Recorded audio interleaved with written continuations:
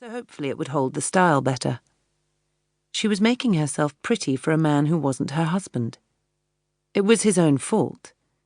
He had made her feel ugly, both during the pregnancy and since the baby had been born.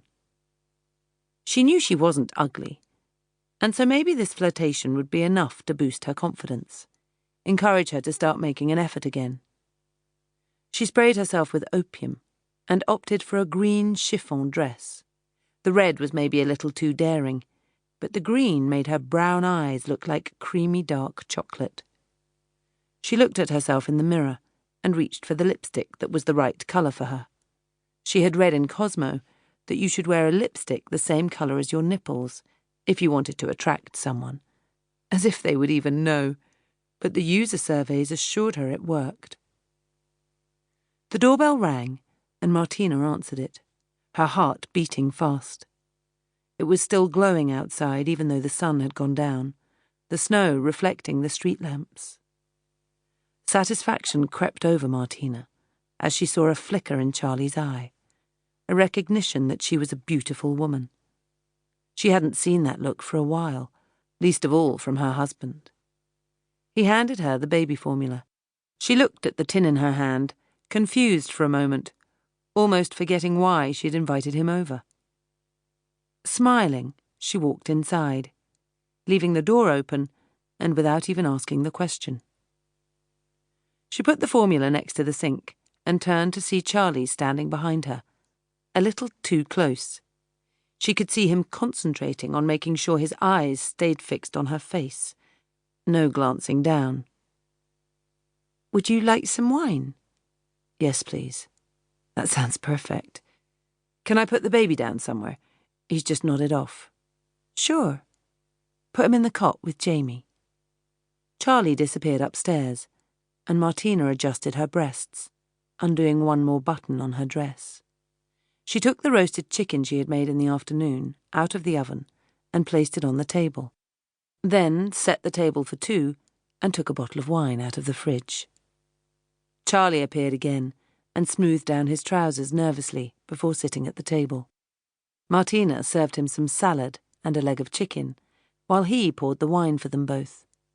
She cleared her throat. This felt like a date, which hadn't really been her intention.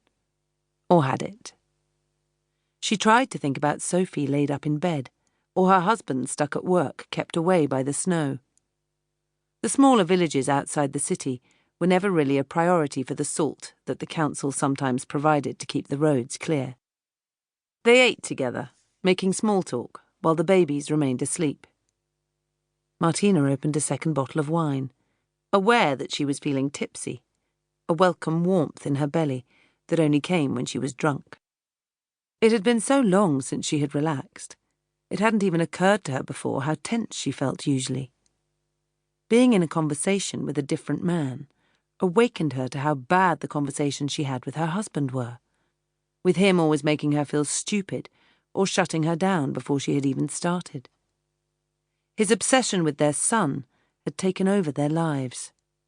She had become someone who only existed to make sure the baby got everything he needed.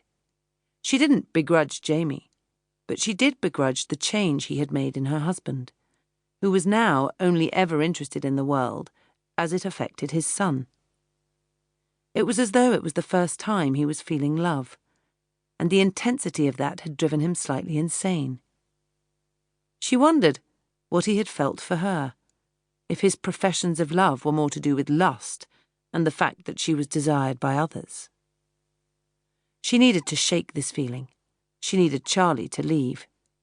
It was closing in on 8 o'clock, and somehow this had become something real, something dangerous. As they finished the second bottle of wine, she caught Charlie looking at her. Within half an hour, she had seen his eyes rest on her knee, her breasts, her eyes, and now her mouth. Slowly, he leaned forward to kiss her.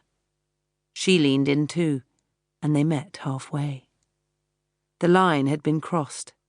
Now there was nothing to stop them, as they moved in clumsily, crashing into each other, standing and pawing at the buttons and zips, frantically searching for a way to an intimate connection.